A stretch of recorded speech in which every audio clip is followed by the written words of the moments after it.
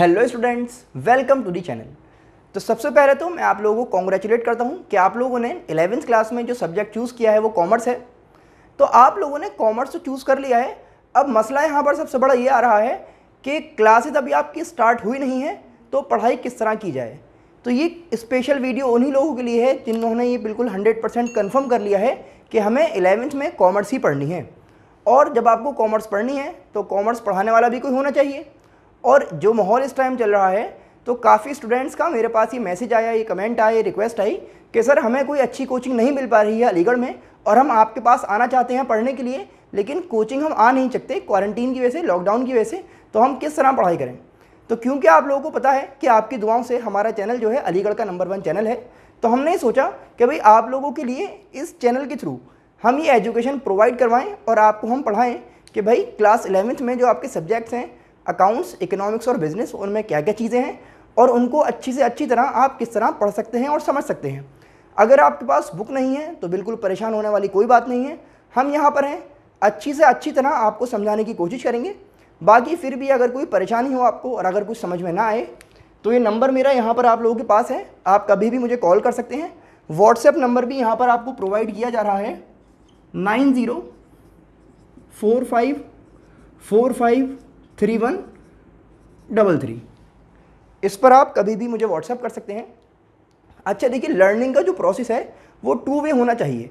ये जो मैं आपको पढ़ा रहा हूँ इसमें अगर सिर्फ मैं यहाँ पर बोलता रहूँ, आपको समझाता रहूँ और आपको कुछ क्वेश्चन मुझसे पूछना हो तो आप कैसे पूछेंगे। तो ये एक बहुत बड़ी प्रॉब्लम होती है जब हम यहाँ पर बात कर रहे हैं यूट्यूब के थ्रू आपको पढ़ाने की, क्योंकि ये सिर्फ रिकॉर्डेड लेक्चर्स हैं जो मैं आपको डिलीवर कर रहा हूँ। तो एक मेथड तो हो गया 2 वे कम्युनिकेशन करने का, कि आप मुझे कॉल या व्हाट्सएप कर सकते हैं। दूसरा, हमने सबसे अच्छा इंतज़ाम जो आपके लिए किया है कि हमारे पास एक ऐसी स्टूडेंट यहाँ पर हैं जो अभी अभी क्लास 11th में आई हैं, तो वो यहाँ पर आप लोगों को रिप्रेजेंट करेंगी और जो क्वेश्चंस आप लोगों के दिलो दिमाग में आ सकते हैं वो ये मुझसे पूछेंगी और मैं यहाँ पर उनको आंसर करूँगा। तो क्योंकि ये भी अभी अभी 11th में आई हैं तो ये मुझसे बिल्कुल वो क्वेश्चन पूछ पाएंगी जो कहीं ना कहीं एक कॉमर्स स्टूडेंट के दिमाग में आ सकते हैं। तो चलिए स्टार्ट करते हैं, ठीक है ना। तो देखिए, हम यहाँ पर सबसे पहले बात कर रहे हैं अकाउंटेंसी की और चैप्टर नंबर 1 जो आपका है वो है इंट्रोडक्शन टू अकाउंटिंग।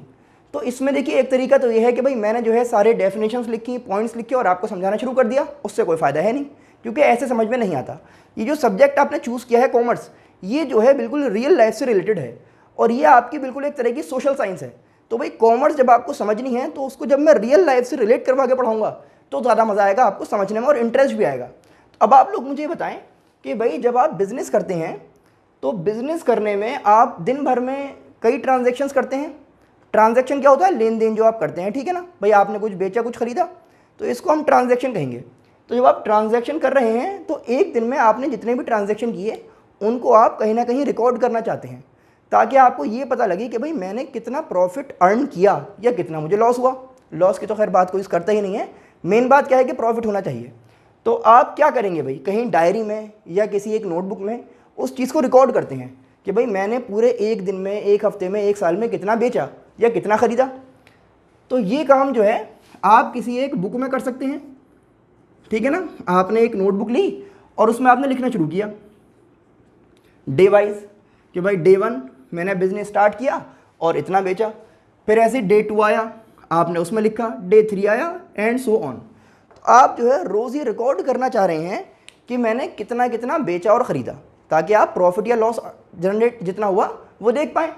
तो ये तो एक बात हो गई। अब इसी को आगे चले भाई, जब हमने रिकॉर्ड कर लिया तो अब क्या होगा भाई, कभी कभी कोई पर्सन आया वो पूछेगा भाई कि आप मुझे बताएंगे भाई मेरा क्या हिसाब चल रहा है। भाई आप लिखते हैं ना कि इतना उधार इस पर चल रहा है, इतना उधार इस पर चल रहा है, तो वो भी आप इसी की हेल्प से निकाल के बताते हैं। तो इस चीज़ को करने में ये अकाउंटिंग हमारी क्या हेल्प कर रही है, ये हमें समझना है। तो जो मैंने कहा ना कि भाई डेली आपने जो ट्रांजैक्शंस किए उनको आप कहीं ना कहीं रिकॉर्ड करेंगे। उनको हम रिकॉर्ड करते हैं, एक बुक है जिसका नाम है जर्नल। इस बुक में, ये जो बुक बनाई थी ना हमने, अब आप क्योंकि अकाउंट्स पढ़ रहे हैं, कॉमर्स के स्टूडेंट हैं, तो आप इस बुक का क्या नाम रखेंगे। अब ये नोटबुक की डायरी नहीं रही, अब ये क्या बन गई, जर्नल।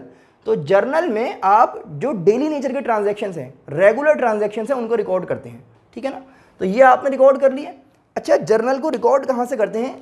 कभी आपने ऐसा थोड़ी देखा है कि भाई आप किसी शॉप पर गए सामान को ख़रीदने के लिए, तो शॉपकीपर ने आपको सामान दिया और उससे आपसे बोला भाई अभी रुक जाओ कि मैं कुछ लिख लूँ ज़रा, कभी आपने नहीं देखा होगा, वो तो हमें एक बिल काट के दे देता है और वो सारे बिल जो जमा हो जाते हैं ना, रात में बैठ के वो उनको जर्नल में लिख देता है ना, आपके सामने थोड़ी करेगा वो ये काम। तो वो क्या करता है कि जो बिल्स होते हैं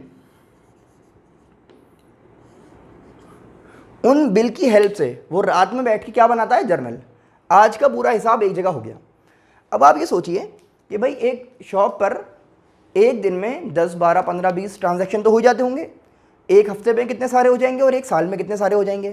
तो उन सभी ट्रांजैक्शंस को वो किस तरह रिकॉर्ड तो कर लेगा, लेकिन अगर कभी कोई एक पर्सन आया, कोई कस्टमर आया, बोला सर मैं अपना हिसाब क्लियर करना चाह रहा हूँ, बताइए कितने रुपए निकल रहे हैं मेरे, तो किस तरह देखेंगे भाई। अगर आप ऐसे एक एक पेज खोलने लगे इस बुक का, जो कि इतनी मोटी हो जाएगी एक साल में, तो कैलकुलेटर लेके उसके सामने आप हिसाब ही लगाते रहेंगे। पता कैसे लगेगा आपको कि भाई कितना अमाउंट इसका ड्यू हो रहा है। तो इसके लिए आप एक काम करते हैं कि जर्नल की हेल्प से एक दूसरी बुक बनाते हैं जिसको हम कहते हैं लेजर। क्या नाम है इसका, लेजर। आपने वर्ड सुना होगा खाता, ठीक है ना। तो ये जो वर्ड है खाता, ये आपने ज़रूर सुना होगा। लेजर्स को ही खाता कहा जाता है। अब ये क्या है भाई, किस तरह काम करते हैं, तो इस लेजर से किस तरह पता लगेगा कि किसी पर्टिकुलर कस्टमर का कितना अमाउंट ड्यू हो रहा है। तो ये जो जर्नल थी ना, जो हमने डेली बेसिस पे बनाई थी भाई, इसमें आपने पूरे पूरे ट्रांजैक्शन लिखे रोज़, ये आपने लिख लिया। अब आप क्या कर रहे हैं, लेजर में जो पूरा ये पर्टिकुलर एक पेज है, ये आप एक पर्टिकुलर कस्टमर के नाम पर रख देंगे। सपोज यहाँ पर आपने लिखा मिस्टर एक्स, और अब इस पेज पे पूरी जो बात लिखी जाएगी वो मिस्टर एक्स से रिलेटेड होगी। तो एंड में आपको ये पता लग रहा होगा कि भाई मिस्टर एक्स का कितना अमाउंट ड्यू हो रहा है। भाई मिस्टर एक्स ने जितनी बार भी आपसे ख़रीदा होगा वो आप प्लस कर देगा एक जगह इसी पेज पे, और मिस्टर एक्स ने जितनी बार आपको पैसा दिया, पेमेंट किया, तो भाई पैसा कम हो जाएगा उसका, तो आप इसको माइनस करते जाएंगे। अल्टीमेटली कितना अमाउंट ड्यू हो रहा है ये हमें पता लग जाएगा। बिल्कुल आसान है भाई। इसी तरह यहाँ पर एक मिस्टर वाई के नाम का हो सकता है, इनके नाम का जो भी अमाउंट है वो आप यहाँ लिख रहे हैं। तो इसमें फ़ायदा क्या हो रहा है कि जर्नल में जो रिकॉर्ड हम कर रहे थे डेली बेसिस पे, लेकिन मसला यहाँ पर क्या आ रहा था कि भाई इस बुक में इतनी मोटी बुक हो गई और सबके नाम कई कई बार रिपीट हो रहे हैं, तो एक पर्टिकुलर डेट पे किसी एक पर्टिकुलर कस्टमर का कितना अमाउंट ड्यू हो रहा है उसको कैलकुलेट करना ज़रा मुश्किल हो रहा था। तो आपने क्या किया कि रेगुलरली जर्नल से उन ट्रांजैक्शंस को आप कॉपी करने लगे और कहाँ पर लिखने लगे, उनको पोस्ट करने लगे आप लेजर में, ठीक है ना। अच्छा, लेजर के बाद आगे चलते हैं और आप प्रिपेयर करते हैं ट्रायल बैलेंस।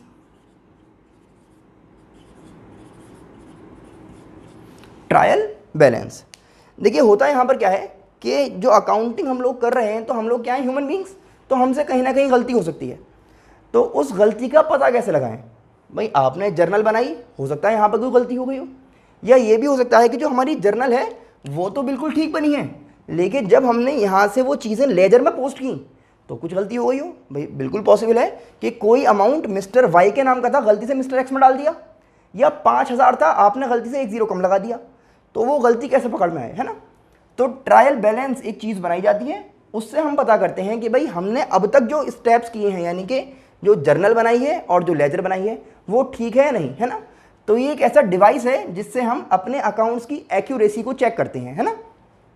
जर्नल समझ में आ गया, लेजर समझ में आ गई, ट्रायल बैलेंस क्यों प्रिपेयर कर रहे हैं आप, क्या हो रहा है इसमें, ताकि हम जो भी हमसे अगर कुछ गलत हो गया हो तो उसको सही करने के लिए, उसे चेक करने के लिए हम ट्रायल हाँ।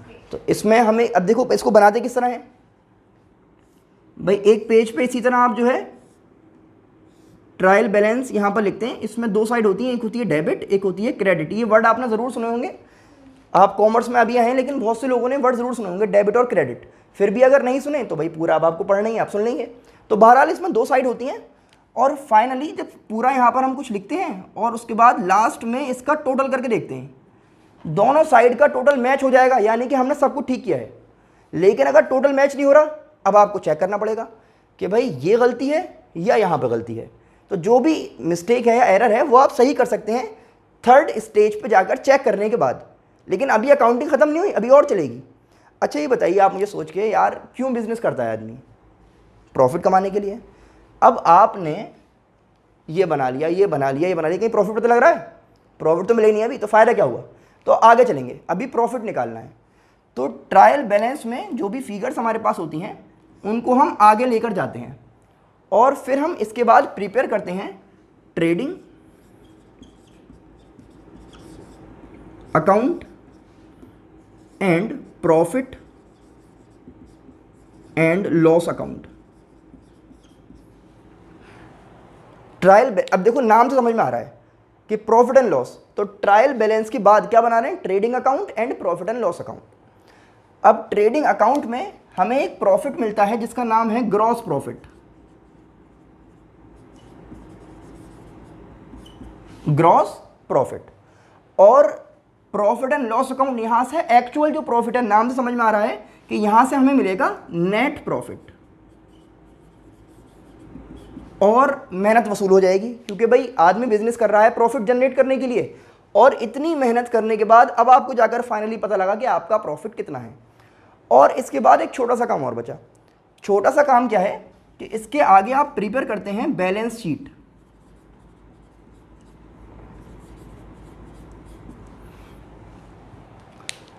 अगर हम डायरेक्टली जर्नल से लेजर बनाने के बाद बैलेंस शीट की तरफ चले जाते ये बनाते हुए, और बीच में हम इसको ना बनाते ट्रायल बैलेंस को, तो अगर यहाँ पर जाके कोई मिस्टेक हो रही होती तो वो हमें बहुत परेशान कर सकती थी, क्योंकि फिर ये चेक करना पड़ता, ये चेक करना पड़ता, ये और ये बहुत लंबा पीछे आना पड़ता। तो आप इसको पार्ट्स में कर रहे हैं। पहले आपने 1 2 तीसरे स्टेज पे आके चेक कर लिया भाई कोई गलती तो नहीं है, यहाँ तक सब कुछ सही था, फिर आप आगे चले। अगर गलती होती वो यहीं पर ठीक कर सकते थे आप, लेकिन आप आगे चले। अब आपका प्रॉफिट वगैरह सब कुछ ठीक आ गया। यहाँ से आप बनाते हैं बैलेंस शीट, नाम क्या है, बैलेंस। तो यहाँ पर भी जैसे मैंने यहाँ कहा ना कि डेबिट क्रेडिट मैच हो रहा होगा, बैलेंस हो रहा होगा, वहाँ पर भी कुछ चीज़ें बैलेंस होंगी। बैलेंस शीट जब आप बनाते हैं तो इसमें भी 2 चीज़ें होती हैं, आपने कभी ना कभी नाम जरूर सुना होगा, एसेट्स और लाइबिलिटीज़। तो इसमें हम एक साइड पे लिखते हैं लाइबिलिटी, एक साइड पे लिखते हैं एसेट्स, और ये हमारे फाइनली नीचे जाके क्या होंगे, मैच हो जाएंगे कि हमारे पास जो बिजनेस है उसकी कितनी लाइबिलिटीज़ हैं और कितने उसके पास एसेट्स हैं। उनका टोटल जब बराबर आ जाएगा तो अब फाइनली आपकी अकाउंटिंग का जो प्रोसीजर है वो कंप्लीट हो जाएगा। अब ये एसेट्स क्या होते हैं, लाइबिलिटी क्या है, ये सब आपको सीखना ही है। आज तो फर्स्ट क्लास है। आज फिलहाल जो मेन क्लास थी हमारी वही समझाने की थी कि हम ये क्या करना चाह रहे हैं, अकाउंटिंग क्यों पढ़ रहे हैं। तो अकाउंटिंग पढ़ने का मेन रीज़न क्या है कि भाई आपको अगर सिंपल लैंग्वेज में बात करें कि भाई प्रॉफिट लॉस पता करना है, क्योंकि आप बिजनेस कर रहे हैं। तो प्रॉफिट लॉस, अच्छा कभी ऐसा तो होता नहीं है कि आप रोज़ रात में बैठ के निकाल रहे हैं। भाई आपकी घर में आप पूछिए अपने पापा से, भाई से, इनकी भी शॉप हो, कभी ऐसा नहीं होगा कि रोज़ रात में बैठ के देखें भाई आज हमें कितना प्रॉफिट हुआ। साल के एंड में ही आप सही से देख पाते हैं कि कितना प्रॉफिट आपने अर्न किया है। तो ये काम जो है आप डेली बेस पे करेंगे, रोज़ एक एक पेज पे लिख रहे हैं कि आज की क्या क्या ट्रांजैक्शंस हैं। ट्रांजैक्शन मतलब लेन देन जो हो रहा है। लेजर में क्या कर रहे हैं कि जो रोज़ की ट्रांजैक्शंस हैं उनमें किन किन लोगों का नाम आया है, उन लोगों के नाम का एक एक पेज बना दिया आपने, ताकि सपोज कभी मिस्टर शुएब आए तो आपने क्या करा, एस नाम का जो पेज है, वो नहीं टेलीफोन डायरेक्टरी, तो एस नाम का पेज खोला फ़ौरन, तो वहाँ पे शुएब साहब का कॉलम मिल गया। जोया आपके पास आई तो आपने देखा जेड नाम से जो पेज है उसको आपने खोल लिया, और वहाँ पर उनका जो अमाउंट ड्यू जो भी आ रहा है वो आपको फ़ौरन पता लग जाएगा। लेकिन अगर ये काम आप जर्नल से करते तो प्रॉब्लम हो सकती थी। ट्रायल बैलेंस क्यों बनाया आपने, ये चेक करने के लिए कि अब तक का काम ठीक हुआ है या नहीं। फिर यहाँ से जो डेटा था उसको आपने कहाँ पे डाल दिया, ट्रेडिंग और पीएल में। ट्रेडिंग से मिला ग्रॉस प्रॉफिट और यहाँ से मिला नेट प्रॉफिट, और फाइनली फिर आपने बनाई बैलेंस शीट। बैलेंस शीट में क्या होता है कि जो आपके बिजनेस की एसेट्स हैं और लाइबिलिटीज़ हैं उनको आप देखते हैं भाई पूरी आ रही हैं या नहीं आ रही, और आपकी अकाउंटिंग का प्रोसीजर कंप्लीट हो जाता है। अभी तक मैंने कहीं भी आपको कोई डेफिनेशन नहीं बताई है, अभी तो हम ये समझने चाह रहे हैं भाई हो क्या रहा है, क्या पढ़ रहे हैं, है ना। तो ये आपने अगर समझ लिया हो तो इसको ज़रा आप लिख लें। ये आपके एक एक सारे चैप्टर्स के नाम हैं। एक ये चैप्टर है जर्नल, एक ये हो गया लेजर के नाम से, एक ट्रायल बैलेंस है, फिर ऐसे ट्रेडिंग और पीएल के बारे में एक चैप्टर है, उसी में बैलेंस शीट बनती है। इनसे रिलेटेड कुछ चैप्टर्स और हैं, क्योंकि बैलेंस शीट बनाने के लिए काफ़ी सारी चीज़ें हमें पढ़नी होती हैं। एक डेप्रीसिएशन नाम का चैप्टर है, एक कैश बुक नाम का चैप्टर है, एक अकाउंटिंग इक्वेशन है जिसमें आप बेसिकली अकाउंट्स को करने का तरीका देखेंगे। थोड़ा थोड़ा बैलेंस शीट की तरह होता है वो, है ना। तो आप लोग इसको लिख लें, वीडियो को पॉज कर लें, और जहाँ पर भी आपको ऐसा लगे कि भाई कोई बात समझ में नहीं आ रही है तो सिर्फ आपको इतने जहमत करनी है कि फ़ोन उठाना है, व्हाट्सएप कर सकते हैं या कॉल कर सकते हैं, या फिर कमेंट सेक्शन में आप मुझसे कोई भी क्वेश्चन पूछ सकते हैं। इंशाल्लाह फ़ौरन आपको ज़रूर रिप्लाई मिलेगा, ठीक है ना। चलिए इसको कर लें जल्दी से आप। सर ये जो ट्रेडिंग अकाउंट है ग्रॉस प्रॉफिट उसका ही पार्ट है? जब आप ट्रेडिंग अकाउंट प्रिपेयर करेंगे तो उसमें जो आपका फाइनल आंसर आएगा, ये समझ लो आंसर है ट्रेडिंग अकाउंट का, तो ग्रॉस प्रॉफिट कहलाएगा। दिन खराब वाली बात है, लॉस भी हो सकता है, तो ग्रॉस लॉस भी कहा जा सकता है इसको, लेकिन हम भाई जो मान के चलेंगे वो प्रॉफिट कहेंगे, वो कहने में अच्छा लगता है, लॉस कहने में अच्छा नहीं लगता है ना। इसी तरह यहाँ से क्या मिल सकता है, नेट प्रॉफिट यानी कि टोटल प्रॉफिट, और कुछ नेट लॉस, नेट लॉस। और यहाँ से मिल सकता है, आपको बताया ना दिन खराब वाली बात है, तो लॉस भी आ सकता है। तो यहाँ से आपको मिल सकता है नेट प्रॉफिट या फिर नेट लॉस। नाम क्या है इसका, प्रॉफिट एंड लॉस अकाउंट। ये दो अकाउंट आप बेसिकली यहाँ पे प्रिपेयर कर रहे हैं। एक हो गया आपका ट्रेडिंग अकाउंट और दूसरा कौन सा है, प्रॉफिट एंड लॉस अकाउंट। तो देखिए समझ तो हमने लिया, अब जरा बुक के पास चलते हैं, बुक क्या कह रही है। तो बुक में डेफिनेशन लिखी हुई है अकाउंटिंग की। Accounting is a systematic process. आपने देखा ना, एक सिस्टमैटिक पूरा प्रोसेस था, स्टेप्स थे उसमें, कि भाई पहले बिल बनाओ, फिर उसको जर्नल में लिखो, वहाँ से पोस्ट करो लेजर में, फिर ट्रायल बैलेंस, ट्रेडिंग पीएल और बैलेंस शीट, ठीक है ना, पीएल प्रॉफिट एंड लॉस, ठीक है ना। तो systematic process of identifying, measuring, recording, classifying, summarising, interpreting and communicating financial information to the users. समझ लेते हैं भाई क्या कहना चाह रहे हैं। तो accounting is a systematic process, वो मैंने आपको समझा दिया कि भाई प्रोसेस क्या है, कोई भी ऐसी चीज़ जिसमें कुछ स्टेप्स होते हैं, है ना। तो स्टेप्स यहाँ पर आपके पास हैं, इसीलिए हम इसको क्या कह रहे हैं, प्रोसेस। और आपने पूरे स्टेप्स देख भी लिए अभी। ऑफ आइडेंटिफाइंग, क्या आइडेंटिफाई करना चाह रहे हैं भाई, हम ये आइडेंटिफाई करना चाह रहे हैं कि जो एक पर्टिकुलर ट्रांजैक्शन है वो फाइनेंशियल नेचर का है या नहीं है। हम अकाउंट्स में सिर्फ वही चीज़ रिकॉर्ड कर सकते हैं जो फाइनेंशियल नेचर की हो। अकाउंट्स में हम कभी भी ये नहीं लिख सकते कि भाई मेरा मैनेजर जो है वो बहुत अच्छा है, मेरा मैनेजर बहुत बढ़िया है, मेरा मैनेजर बहुत मेहनत से काम करता है, ये नहीं लिख सकते। लेकिन ये लिख सकते हैं मैं अपने मैनेजर को 50,000 रुपये महीना देता हूँ, ये लिख सकते हैं। तो जो फाइनेंशियल नेचर के आइटम्स हैं वो आप रिकॉर्ड कर सकते हैं कहाँ पर, अकाउंटिंग में। इसलिए हमने कहा आइडेंटिफाइंग, किस चीज़ का प्रोसेस है, आइडेंटिफाई करने का, पहचानने का, कि भाई ये देख लो पहले ये चीज़ इन टर्म्स ऑफ मनी आप आइडेंटिफाई कर सकते हैं या नहीं कर सकते, सही है ना। तो क्या है, जो आपके ट्रांजैक्शंस हैं उनको आप मॉनेटरी टर्म्स में, है ना, मेजर कर सकते हैं या नहीं कर सकते इन टर्म्स ऑफ मनी। आगे चल रहे हैं भाई, मॉनेटरी मींस मनी। हाँ मॉनेटरी टर्म्स, ठीक है ना, यानी कि मनी में आप इसको मेजर कर सकते हैं या नहीं कर सकते, आप पहले उसको आइडेंटिफाई करेंगे। आगे चले भाई,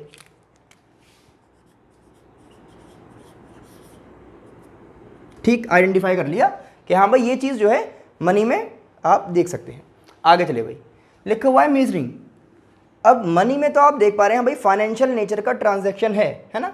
यहाँ पर जो हम बात कर रहे हैं भाई मनी वगैरह का पूरा मतलब क्या है कि आइडेंटिफाई करना चाह रहे हैं कि जो ट्रांजैक्शन है वो फाइनेंशियल नेचर का है,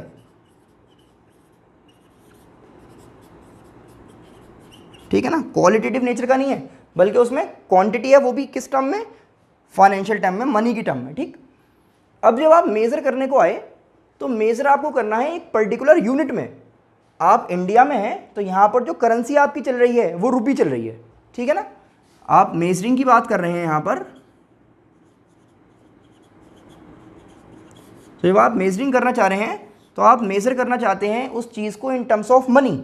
जो यूनिट आप यहाँ पर यूज़ करेंगे वो क्या है, रुपी, इंडियन रुपी। आप अगर अमेरिका में होते तो आप डॉलर से बात कर रहे होते। तो आप जिस कंट्री में हैं उस कंट्री की जो करेंसी है उसके अकॉर्डिंग आप अकाउंट्स प्रिपेयर करेंगे। भाई हो सकता है कि आपने एक साल में जो ट्रांजैक्शन किए उसमें 1/4 ट्रांजैक्शन कम से कम आपकी हो सकता है यूएसए से हुए हों, तो वो डॉलर में होंगे। तो ऐसा थोड़ी है कि सारे अमाउंट आप रुपीज़ में लिख रहे हैं और कुछ डॉलर वाले भी इसी में आपने लिख दिया, ऐसा नहीं है। आपको कन्वर्ट करके उनको रुपी में लिखना पड़ेगा, वरना अमाउंट जो है छोटे बड़े हो जाएंगे। भाई वहाँ के $1 यहाँ के 75 रुपीज़ हैं, तो कहीं तो 75 लिखा होगा, कहीं आपने 1 लिख दिया। भाई 75 ही लिखना पड़ेगा, क्योंकि वैल्यू दोनों की बराबर जब भी तो होगी ना, वरना हम तो रुपीज़ में पढ़ रहे हैं उसको गलत पढ़ लेंगे। इसीलिए तो मेज़र करना है इन टर्म्स ऑफ रुपी। फिर आपने बात की है रिकॉर्डिंग करने की। रिकॉर्डिंग हमने देखा हम ट्रांजैक्शंस को कहाँ रिकॉर्ड कर रहे थे, सबसे पहले जर्नल में। तो ये जो मैंने पूरी कहानी सुनाई थी ना, वो अब यहाँ से आप देखेंगे। तो जब आप बात करते हैं चीज़ों को रिकॉर्ड करने की, ट्रांजैक्शंस को रिकॉर्ड करने की, सही है ना, तो आप इन्हें रिकॉर्ड करते हैं कहाँ पर, सबसे पहले जर्नल में।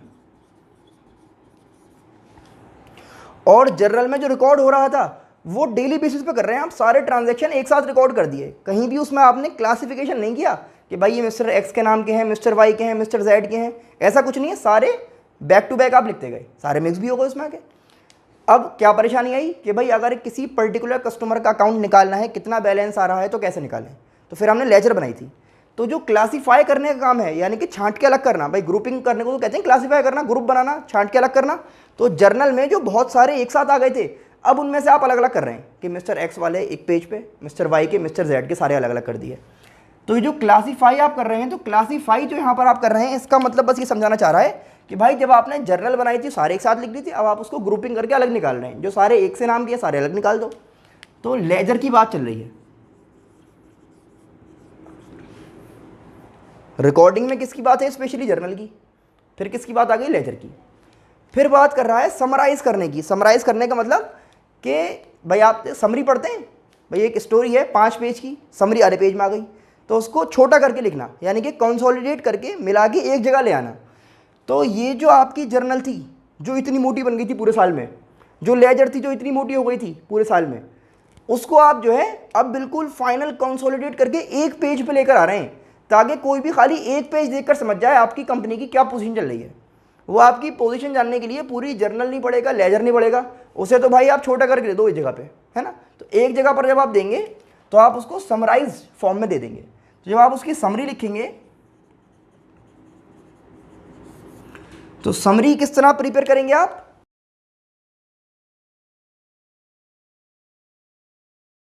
तो आप याद करिए, देखिए क्या क्या बात चल रही थी। जर्नल हो गई, उसके बाद लेजर, उसके बाद ट्रायल बैलेंस। तो ट्रायल बैलेंस में हमने क्या बताया था कि भाई जो कुछ आपने लिखा है सारा एक पेज पे बना दिया था और लास्ट में टोटल आ गया था उसका। तो जब आप समराइज करेंगे तो आप बनाएंगे ट्रायल बैलेंस। ट्रायल बैलेंस, इसी ट्रायल बैलेंस से आपने अगले स्टेप में ही देख लिया पूरे साल का कितना प्रॉफिट है, उस एक पेज पे क्या बना के, ट्रेडिंग एंड पीएल, एक ही पेज पे आ गया, वो भी ये पूरे साल का था तो भी समरी में आ जाएगा। तो उसी समरी में आपने क्या बना लिया, trading account and profit and loss account, ये आ गया भाई। और फाइनली उसी एक पेज पे आप उतार लाए पूरे साल में आपके पास कितने एसेट्स हैं और कितनी लायबिलिटीज हैं। ये सारी काम जो है, सारा काम समराइजिंग में आ गया। तो समरी आपने प्रिपेयर कर दी पूरे साल में क्या क्या हुआ, ताकि एट अ ग्लांस कोई भी देख के समझ जाए कि भाई क्या हो रहा है। ट्रायल बैलेंस ये आपका है, ट्रेडिंग पीएल ये रहा, बैलेंस शीट ये रही।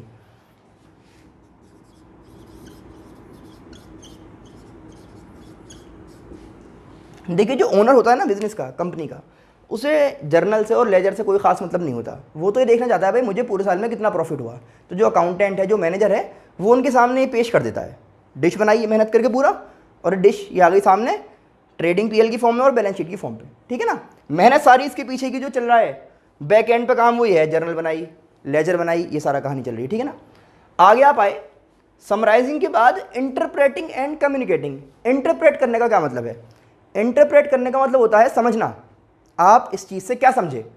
तो जो अकाउंटेंट है, जो मैनेजर है, भाई पूरी इन्फॉर्मेशन निकालने के बाद, भाई ये इन्फॉर्मेशन ही तो एक तरह की, भाई कितना प्रॉफिट हुआ, बैलेंस शीट में देख रहा है कितने एसेट्स हैं, कितनी लायबिलिटी हैं, सब कुछ चेक करने के बाद अब वो इस चीज़ से क्या समझा। वो देखेगा यार पिछले साल तो प्रॉफिट इतना हुआ था, इस साल प्रॉफिट कुछ बढ़ गया, तो देखेगा मज़े आ गए, क्या क्यों बढ़ा है, अगले साल भी ये काम करेंगे, क्यों बढ़ गया, घट गया तो परेशान होगा, आप चेक करेगा यार क्यों घटा, अगले साल हमें इस चीज़ से बचना है। तो क्या समझा, और फिर उस चीज़ को कम्युनिकेट करेगा, किसे बताएगा, जो उसके यूज़र्स हैं। यूज़र कौन है सबसे बड़ा, ओनर। भाई मैनेजर जो है, अकाउंटेंट जो है, जाके किसको बताएगा, ओनर को, कि सर इस बार ये हुआ है हमारे साथ, इस कंपनी में ये चल रहा है, प्रॉफिट इतना ऊपर आ गया, लॉस इतना हमारा हो गया, सारी बात बताएगा। तो इंटरप्रेट पहले खुद समझा उसने, फिर दूसरों को कम्युनिकेट किया, समझाया, क्या बताया, जो फाइनेंशियल इंफॉर्मेशन थी ये सारी किसको दी, यूज़र्स को। यूज़र कौन होते हैं, मैंने बताया सबसे बड़ा जो इंपॉर्टेंट यूज़र जो है वो आपका कौन है, ओनर। उसके बाद मैनेजमेंट होता है, काफ़ी सारे यूजर्स हैं, इंटरनल और एक्सटर्नल, स्पेशल एक पूरा टॉपिक है उसमें हम पढ़ेंगे, ठीक है ना। अब यहाँ पर आप देखिए एक बहुत इंपॉर्टेंट चीज़, क्योंकि हम ये कह रहे हैं कि अकाउंटिंग कम्युनिकेट कर रही है फाइनेंशियल इंफॉर्मेशन को, तो जिस चीज़ से हम कम्युनिकेट करते हैं एक दूसरे से वो क्या कहलाती है, उसे हम कहते हैं लैंग्वेज। भाई मैं आपसे कम्युनिकेट कर रहा हूँ हिंदी में तो एक लैंग्वेज है, तो आप समझ पा रहे हैं।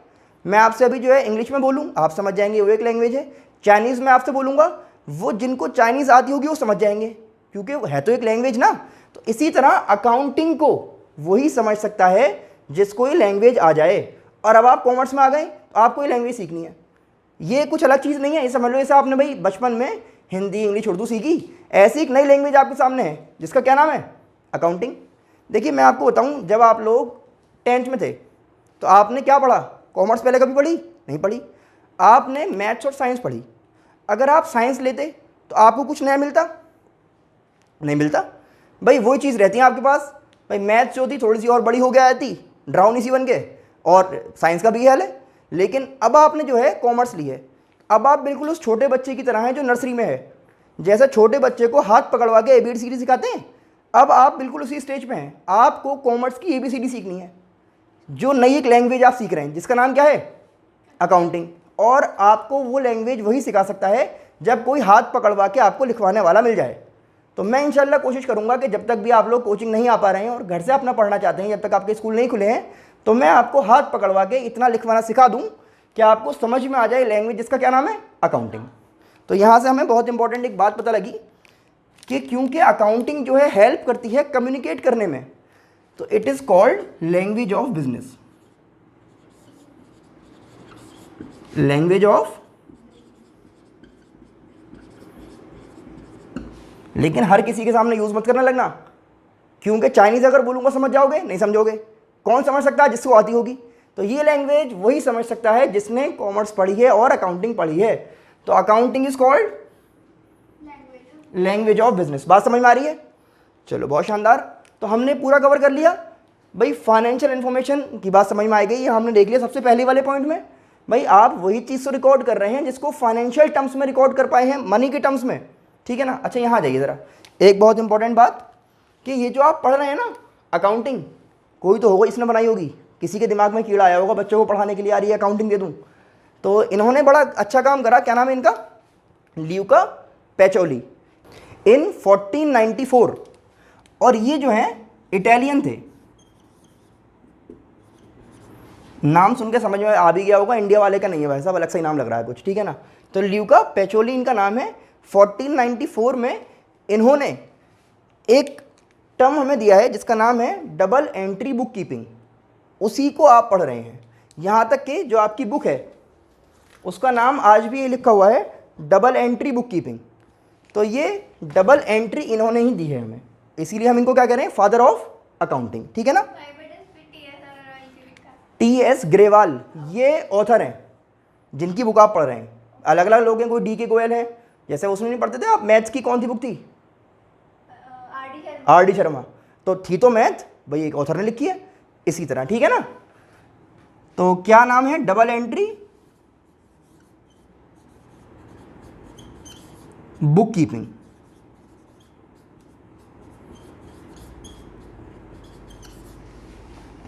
और ये इंग्लिश का इकलौता ऐसा वर्ड है जिसमें double double number double double आ रहे हैं, double O double K double E, और कोई नंबर नहीं मिलेगा, और कोई ऐसा टर्म नहीं मिलेगा आपको इंग्लिश में जिसमें कंसिक्यूटिवली ऐसे डबल डबल नंबर आ रहे होंगे।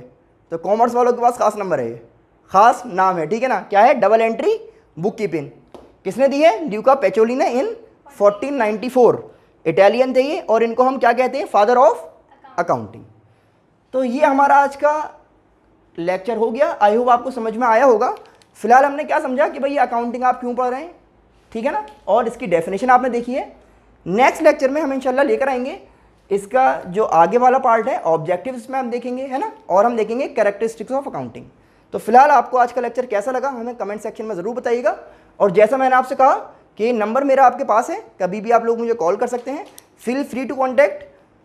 अब आपको करना क्या है, इसकी प्रैक्टिस कीजिए, इसको अच्छी तरह रिवाइज कर लें, अपने फ्रेंड्स को ज़रूर शेयर कर दें, चैनल को सब्सक्राइब करना बिल्कुल भी ना भूलें। हम मिलते हैं आपसे नेक्स्ट लेक्चर में। Thanks for watching.